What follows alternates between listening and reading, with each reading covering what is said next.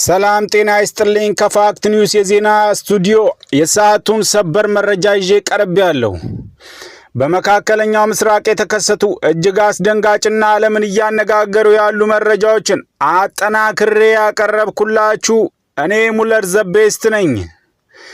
ዛሬ መጋቢት 4 ቀን 2018 ዓ.ም በመካከለኛው ምስራቅ ያለው የሰላም ሁኔታ ወደ አስከፊ ደረጃ ተሸጋግሯል።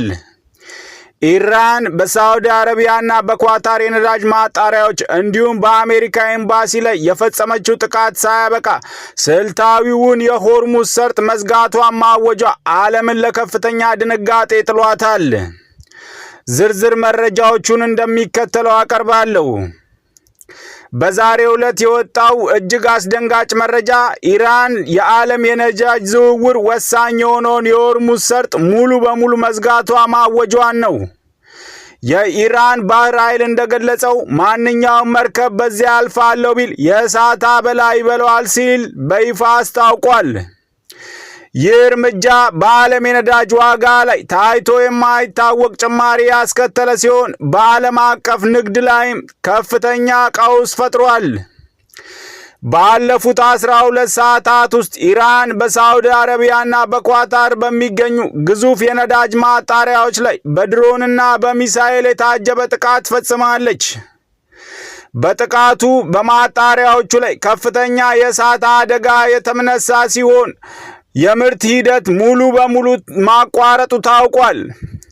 ይህ ጥቃት ከሆርሙዝ ሰርጥ መዘጋት ጋር ተዳምሮ የዓለምን ኢኮኖሚ ክፉኛ እየተፈታተነ ይገኛል። ሌላኛው ሰበር መረጃ በሳዑዲ አረቢያ የሚገኘው የአሜሪካ ኤምባሲ በኢራን በሚደገፉ ኃይሎች ጥቃት ደርሶበታል።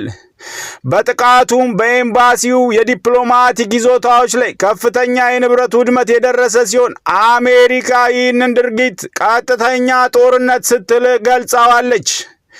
ይህንን ተከትሎ አሜሪካ፣ እስራኤል፣ ብሪታንያ፣ ፈረንሳይና ጀርመን አስቸኳይ የጋራ ወታደራዊ ውሳኔ ማሳለፋቸው ተረጋግጧል። የአሜሪካና የእስራኤል አየር ኃይሎች በጋራ በመሆን በኢራን ቁልፍ ወታደራዊ ይዞታዎች ላይ የአጸፋ እርምጃ መውሰድ መጀመራቸው ተሰምቷል። በተለይም የሆርሙዝ ሰርጥን በኃይል ለማስከፈት የባህር ኃይል እንቅስቃሴ መጀመሩ ተረጋግጧል። ክቡራንና ክቡራት፣ በመካከለኛው ምስራቅ ያለው ሁኔታ አሁንም በከፍተኛ ፍጥነት እየተለወጠ ይገኛል። የኢራን እርምጃና የምዕራባውያን የአጸፋ ምላሽ ዓለማችንን ወደማይታወቅ አቅጣጫ እያመራት ነው።